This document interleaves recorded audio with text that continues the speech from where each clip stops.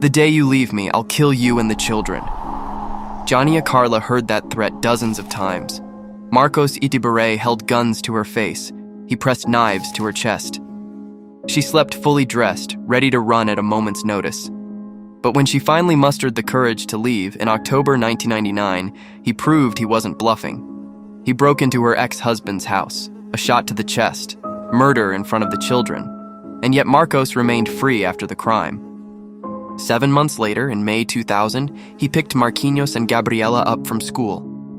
Jania called frantically when they didn't come home. The school confirmed the father took the children. Thus began 8 days of silent terror. Marcos called only once. "I'm fine, the children are with me." But he didn't say where. While Jania and the police searched desperately, Marcos was in a rented apartment in downtown Vila Velha, alone, or almost. On May 14th, a Mother's Day, he called his own father with an enigmatic line. "The children are in the apartment. Go there." What the police found after breaking through the concrete seal of a wardrobe shocked even the most seasoned investigators and exposed a brutal truth. Marcos's revenge was never about killing Jania. It was about making sure she would never again have a single day of peace. This is the Itiberê case, the story that paralyzed Brazil and revealed just how far a man can go to turn love into a weapon. In 2000, the state of Espírito Santo, a coastal gem in southeastern Brazil that, for many American readers, might be imagined as a South Atlantic state with a vibrant seaside culture, was shaken to its core by a crime of such brutality it seemed to defy human comprehension. It wasn't a random act of violence or one driven by poverty, but a calculated, cold-blooded act of vengeance, carried out within the walls of a middle-class family home in Vila Velha, a city neighboring the capital, Vitória.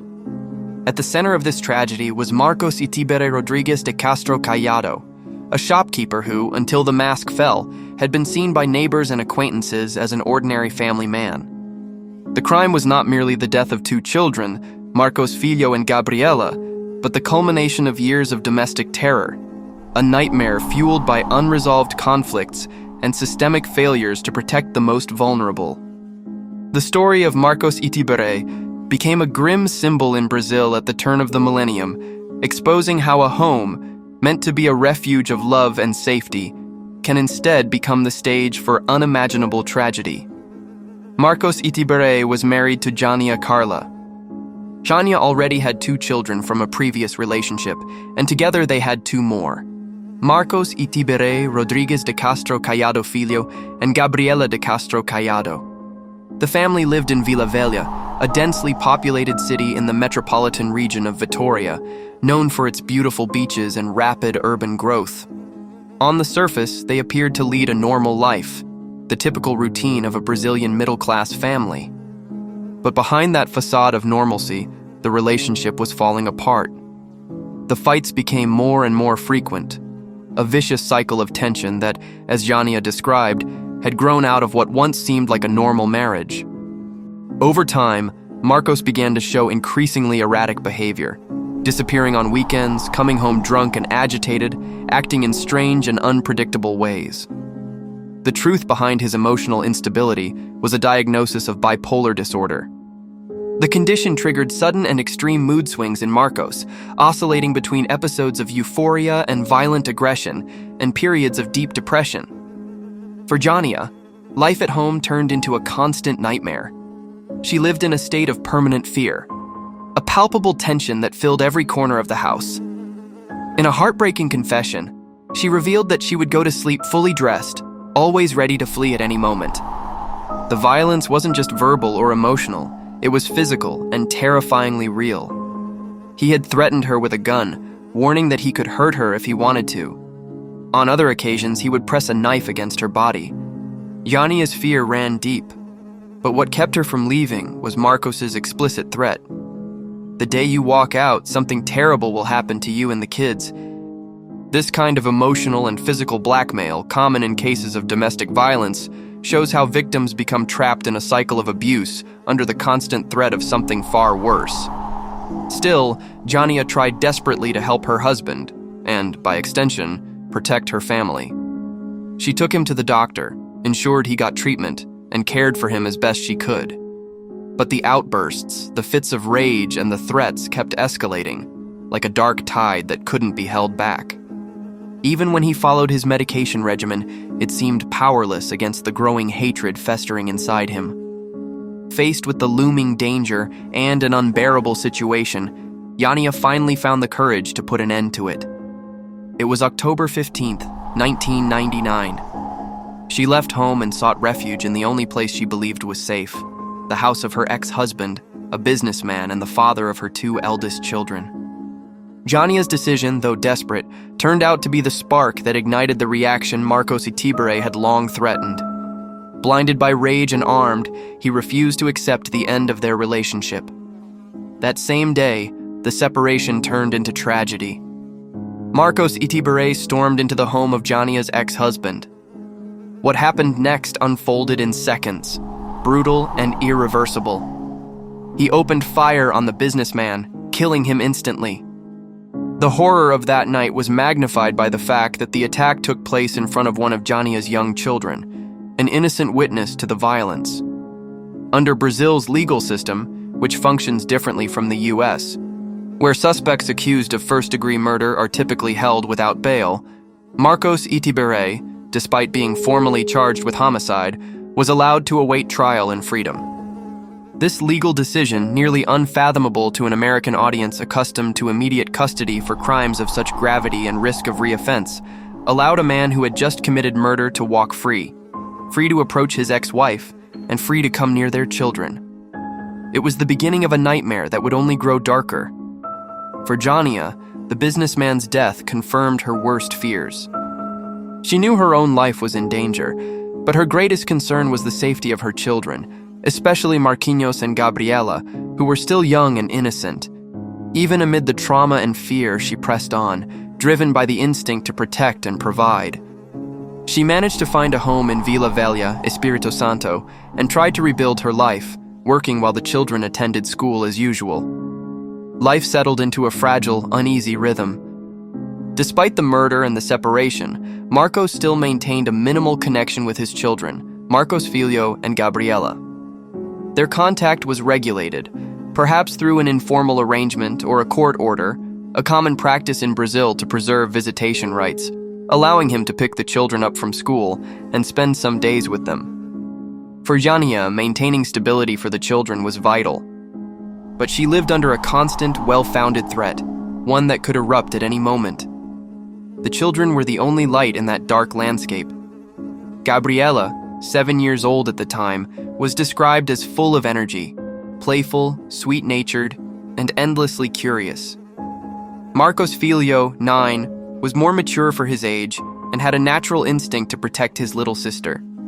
They were affectionate and deeply attached to their mother. While Jania was doing everything she could to give them a stable and safe upbringing, unaware that hell was about to knock on her door once again, Marcos Itiberê was nurturing increasingly dark thoughts behind the facade of a dutiful father. Investigators and psychologists would later describe this period as the gestation of a revenge plot, one that used his own children as instruments to torment his ex-wife, the ultimate expression of parental alienation taken to its most extreme form. What appeared to be ordinary visitation was, in truth, the quiet prelude to the final act. It was the morning of May 6, 2000. As she did every morning, Jania walked Marcos Filho and Gabriela to the school bus, kissed them goodbye, and headed to work. The sound of the school bus engine and the crisp morning air of Vila Velha likely framed a routine that, on the surface, felt safe. But that day, the routine shattered. Jania's children never came home. When she realized how late it was, panic surged through her, a visceral, instinctive terror only a mother in danger could truly understand. She called the school immediately. The confirmation came quickly and coldly. Marcos Itiberê, their father, had picked the children up. Desperation set in. Marcos had vanished with them. What followed were 8 long days of anguish and uncertainty. At one point, Marcos made a single call to Jania, just to tell her he was fine and that the children were with him somewhere in Greater Vitoria. But he never said where. While family, friends, and police scrambled to uncover the children's whereabouts, Marcos was in hiding. He had rented an apartment in downtown Vila Velha, an anonymous refuge tucked within the chaos of the city.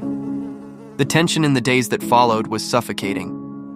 Jania, already scarred by the violence and death of her former partner months earlier, now faced the silence and mystery imposed by the man who had sworn to harm her and their children.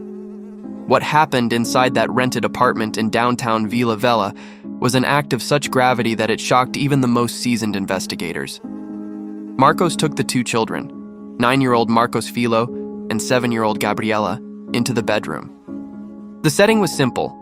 The sounds of traffic and the everyday bustle of Vila Velha faded behind the closed door. What followed was a grotesque distortion of paternal affection. Marcos told them they were going to play hide-and-seek and instructed them to crouch near the wardrobe. As soon as the children obeyed and bent down, he drew his revolver. The subsequent investigation would reveal the horrifying level of premeditation behind the act, showing that Marcos Itiberê had meticulously planned the crime against his own children. 2 shots struck little Gabriela, only 7 years old. 9-year-old Marcos Filho was hit by a single bullet. The silence that followed must have been absolute, broken only by the muffled echo of the gunshots smothered by a pillow. Afterward, Marcos didn't seek help. He didn't call the police or tell anyone what he had done. In an act that revealed both his cold-blooded nature and his calculating mind, traits that would later be central to the charge of premeditated murder, he stayed inside the apartment for 3 days, living alongside the bodies of his dead children. The presence of death, the smell that began to fill the air, the macabre scene, all of it failed to stir even a hint of remorse. On the contrary, his behavior was disturbingly deceptive. He acted as though nothing had happened, walking around the neighborhood, chatting with neighbors, and maintaining the illusion that the children were fine and still under his care. After 3 days, Marcos decided to dispose of the children's bodies in a way that would shock even the most experienced investigators. He placed the children's bodies inside the wardrobe, covering them with mattresses and sheets. Then he sealed the wardrobe door with concrete. The piece of furniture became an improvised tomb in the middle of the living room. The act of sealing the wardrobe with cement was a physical manifestation of his desire to erase the crime, and, symbolically, to bury forever the pain he intended for Jania to feel. It reinforced the police's belief that everything had been meticulously planned. After that, Marcos locked the apartment and left. The next day, he attempted to build an alibi by voluntarily admitting himself into a rehabilitation clinic. He stayed there for 11 days, pretending to be a patient seeking treatment, while the fate of his children remained an agonizing mystery to everyone else. As Marcos carried out his staged hospitalization, Jania still believed her children were safe in their father's care. She couldn't have imagined that by then, their lives had already been taken. Jania's personal hell came to a devastating confirmation on May 14, 2000. That Sunday, both Brazil and the United States were celebrating Mother's Day, a date of deep cultural significance meant to honor and celebrate motherhood. The fact that the crime was discovered on this very day would later be seen by investigators as the final, cruel touch in a revenge meticulously designed to inflict maximum psychological pain on his ex-wife. The crime came to light through a phone call made by none other than Marcos Itiberê himself. He called his father, Justice Prosecutor Carlos Itiberê Rezende de Castro Caiado, and uttered a chilling, cryptic message. "The children are in the apartment. Go there." Perplexed by the strange words, his father went to the address. When he entered the apartment, he was met with utter chaos, filthy surroundings, overturned furniture, and a powerful stench emanating from the bedroom. The tension at that moment, for Marcos's father, must have been unbearable. As he moved closer to the wardrobe, he noticed something terribly wrong. The door had been inexplicably sealed with cement. With police assistance, the wall's seal was broken. Inside the enclosed wardrobe, the children were found lifeless. They had been placed within the closet, covered with sheets and mattresses, an arrangement that evoked a haunting contrast between innocence and tragedy. Beside them lay a letter written by Marcos. In it, he sought a kind of divine justification for his act. "Mother, forgive my insane deed. I take the children with me, for they came from within me, and now sit with me at the right hand of God the Father Almighty. They did not suffer. For Jania Carla, the news struck like a knife piercing her chest. The woman who had already endured violence, separation, and the murder of her ex-partner now received the confirmation that her 2 young children had been killed by their own father. The pain was beyond description, intensified by the cruel symbolism of Mother's Day. The revelation shook not only Vila Velha and Vitoria, but the entire metropolitan region of Espírito Santo to its core. The state, often overlooked in national headlines, was suddenly thrust into the spotlight by an act of unimaginable cruelty. It was impossible for people to comprehend how a father, the ultimate symbol of protection, could take the lives of his own children. In the days that followed, the case dominated newspapers, radio stations, and television newscasts. Both local and national media gave it extensive coverage, describing it as one of the most shocking crimes of the turn of the millennium in the state. Headlines screamed, "Monstrous Father," "Mother's Day Crime," and "Family Tragedy in Vila Velha." Public outrage was immediate and overwhelming. People gathered for vigils and public demonstrations, expressing solidarity with the mother, Jania Carla. At the children's wake, emotions ran so high that residents surrounded the venue. The atmosphere was one of collective grief and fury, as if the crime had pierced the moral fabric of the entire state. The sheer brutality of the act, combined with the fact that it had taken place on Mother's Day, made it profoundly shocking to society. For many, this case marked a turning point, sparking a deeper conversation about domestic and family violence, and exposing how children often become the final victims in their parents' conflicts. Police acted quickly, and evidence soon confirmed that the crime had been premeditated, ruling out any possibility of an impulsive act.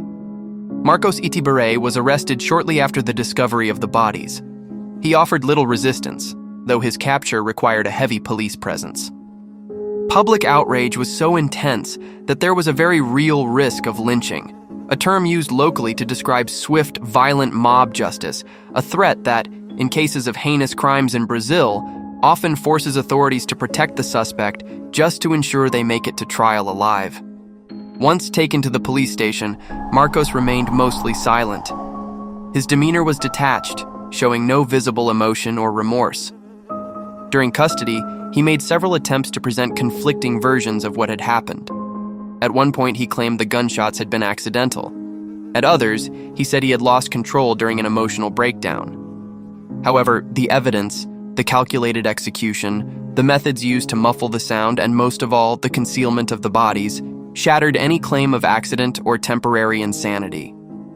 Neighbors also came forward, recalling strange remarks Marcos had made in the days leading up to the crime, comments that, in hindsight, could be read as veiled threats toward his ex-wife.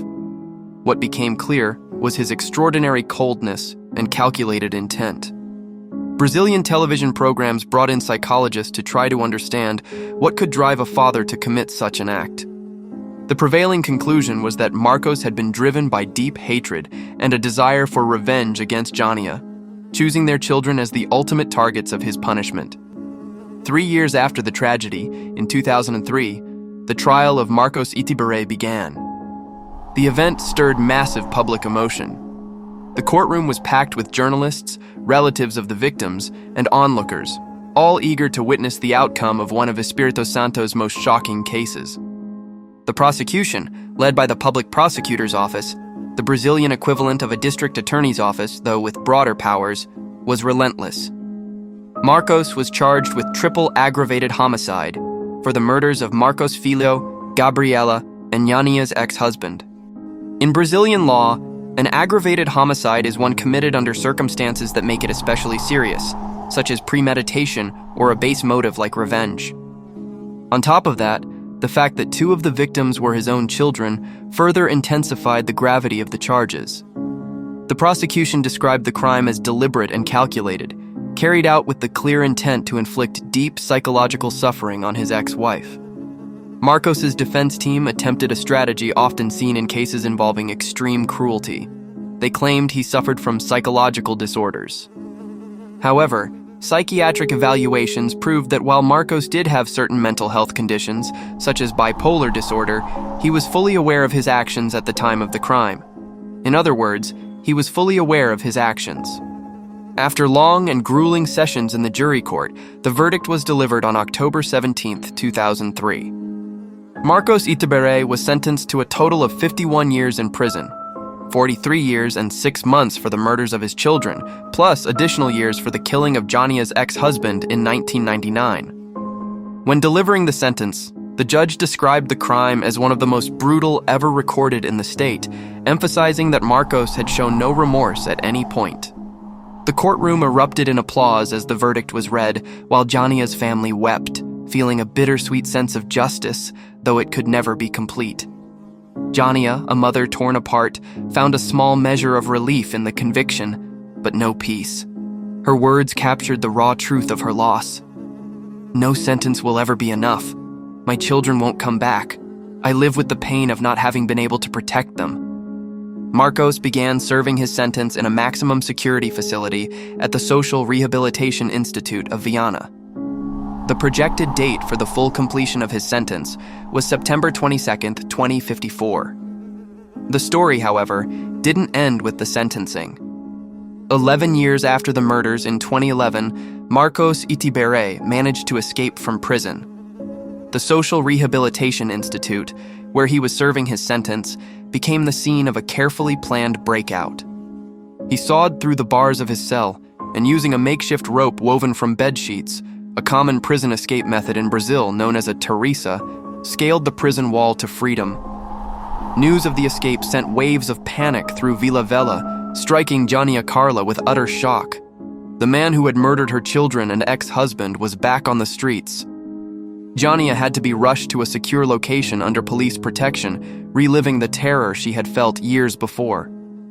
It was as if the danger had returned, and her life was once again at risk, echoing the same fear that had haunted her in the past. The manhunt, however, lasted only 2 days. Marcos Itiberê was recaptured by Navy officers in the Vitória Bay area, hiding on a nearby island. When he was captured, police found a handwritten letter in which he tried to express a belated sense of remorse. "After 11 years and 10 days, I still cry a lot over what I did, but people don't believe I've changed. My ex-wife was always a devoted mother. The blame is mine alone." Although the letter acknowledged guilt for Jania and for society, Marcos Itiberé's long history of calculation and violence spoke louder than any words written under pressure. Later that same year, in 2011, Marcos attempted to obtain a sentence reduction known as progressão de pena, which would allow him to move to a semi-open regime, a system in Brazil that lets inmates work outside the prison during the day and return at night, similar to a work release program or halfway house in the United States, but typically granted only after a portion of the full sentence has been served. His request was denied by the court. Prosecutor Cesar Ramalde relied on criminological assessments that concluded Itiberê still posed a danger to society. Under Brazilian law, once an inmate has served a certain portion of their sentence, they may request a transfer to a less restrictive regime, depending on their behavior and the outcome of a criminological evaluation. In 2016, 16 years after the heinous crime, Marcos Itiberê, who was serving his sentence at the maximum security penitentiary Warned in Viana, had reached the required time to be considered for a move to a semi-open regime.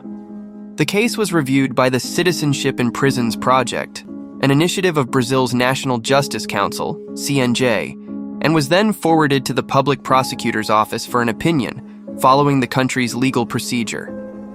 At that point, the decision rested solely with the presiding judge. The Espírito Santo Court of Justice, TJES, confirmed that, under the principle of acquired right, which applies once the minimum portion of the sentence has been served, the request was under review. As the legal proceedings unfolded, a new wave of psychological torment began for Jania Carla.